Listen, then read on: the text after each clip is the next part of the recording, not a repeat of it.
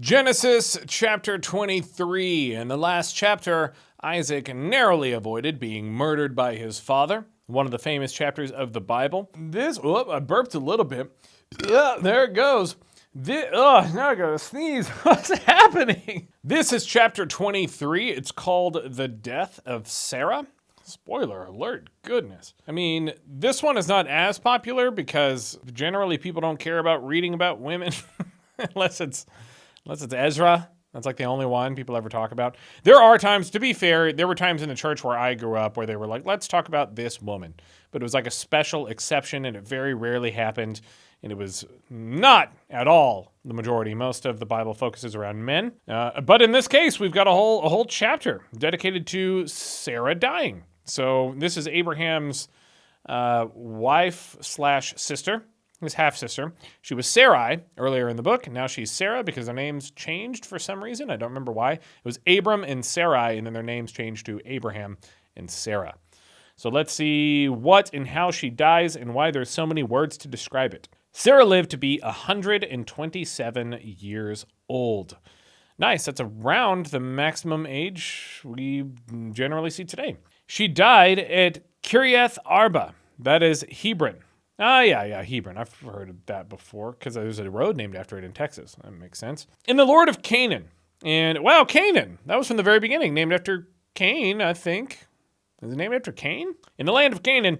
And Abraham went to mourn for Sarah and weep over her. It is sad. It is sad when your wife dies, and your sister. Then Abraham rose from beside his dead wife, morbid, and spoke to the Hittites. We are seeing some of these tribes of people. There's like recurring tribes in the Bible who apparently are like the only ones in the world who exist. I don't know. The Bible's not very clear about how mankind spread all over the earth. He said, I am a foreigner and a stranger among you. Sell me some property for a burial site here so I can bury my dead. Yeah, he has a lot of money, so he should be. We saw earlier he had like a whole treasure trove of like silver and different little trinkets and a caravan of slaves, people, and livestock. He's not a poor guy.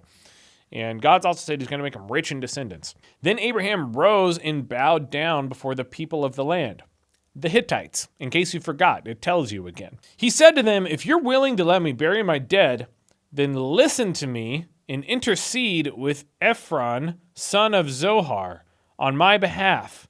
So he will, this is a long sentence, so he will sell me the cave of Machpelah, which belongs to him and is at the end of his field. Man, was that a mouthful. Hang on, I'm going to read that again without stopping. He said to them, let's do one breath. If you are willing to let me bury my dead, then listen to me and intercede with Ephron, son of Zohar, on my behalf, so he will sell me a cave of Machpelah, which belongs to him and is at the end of his field. Maybe that's a linguistic barrier thing, a translation thing, I don't know, but that's a long sentence. Ask him to sell it to me for the full price as a burial site among you. Nice, it's painting him as a fair man. Sell it for the full price. Ephron, the Hittite, was sitting among his people, and he replied to Abraham in the hearing of all the Hittites who had come to the gate of his city. That's long too. What are these descriptions? Why do people write like this? I mean, okay, it's old. Let's not be too harsh. They didn't have a lot of writing standards back in the day, and you had to be pretty educated, and it was rare to find. I mean, when did we even invent the written language? I don't know. Not digging into that now. Listen to that description again. Ephron the Hittite was sitting among his people, and he replied to Abraham in the hearing of all the Hittites who had come to the gate of his city. No, my lord, he said, listen to me. I give you the field, and I give you the cave that is in it. I give it to you in the presence of my people. Bury your dead. It's pretty dramatic. I mean, I guess it's meant to be this moment where he goes, no. Listen to me, all who hear. Bury your dead. Again, Abraham bowed down before the people of the land. So it's just like men of principles. I guess that's the thing that he just does it because it's right, and not because he'll be killed by God if he doesn't. Again, Abraham bowed down to the people of the land, and he said to Ephron in their hearing, listen to me, if you will. Again, I don't think they have much of a choice, honestly. I will pay the price of the field. Accept it from me, so I can bury my dead there. He doesn't really make any new arguments. He just says the exact same thing he said before. He just does it again. Ephron answered Abraham, "Listen to me, my lord. The land is worth 400 shekels of silver. But what is there between you and me? Bury your dead." Abraham agreed to Ephron's terms. So they go back and forth, and then Abraham goes, okay. Abraham agreed to Ephron's terms, and weighed out for him the price he had named in the hearings of the Hittites.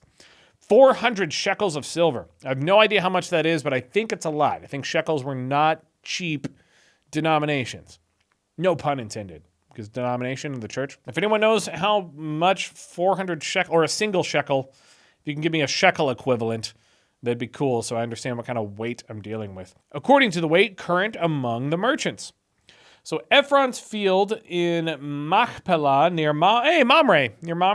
Both the field and the cave in it, and all the trees within the borders of the field, was deeded. I didn't know that was a verb. Was deeded to Abraham as his property in the presence of all the Hittites who had come to the gate of the city. That's what they were. We've already established that. Afterward, Abraham buried his wife Sarah in the cave in the field of Machpelah near Mamre, which is at Hebron in the land of Canaan. Man, these sentences, they're detailed.